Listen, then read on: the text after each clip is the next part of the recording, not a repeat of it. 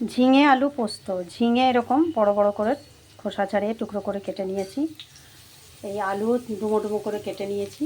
একটা পেঁয়াজ ফোড়নে দিয়েছি সর্ষের তেল, কালো জিরে, শুকনো লঙ্কা, একটা কাঁচা লঙ্কা আর পেঁয়াজ কুচি। তার মধ্যে আলুগুলো দিয়ে ভাজতে দিয়েছি, একটু হালকা ভাজা হলে। আর এখানে পোস্ত বেটে রেখেছি, একটু পেঁয়াজ কাঁচা লঙ্কা দিয়ে পোস্ত বেটে রাখা হয়েছে। এই জেকের এই পপি সিডস দিয়েছি আমি। এই রান্নাটা পুরো সর্ষের তেলেই হবে। দিচ্ছি একটু নুন আর চিনি, এতে হলুদ পড়ে না।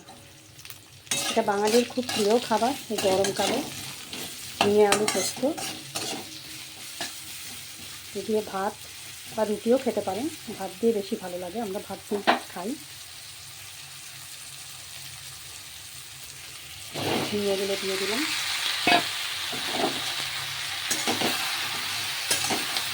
তো জল দিতে হবে না বিশেষ, কারণ ঝিঙে থেকেই জল বেরোবে, নুন দেওয়া হয়েছে, ঝিঙে থেকে জল বেরিয়ে যাবে।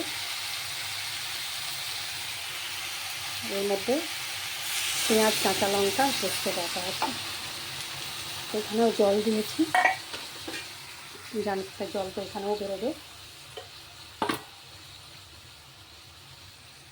মিক্সিটা ধুয়ে একটু জল দিয়ে দিলাম।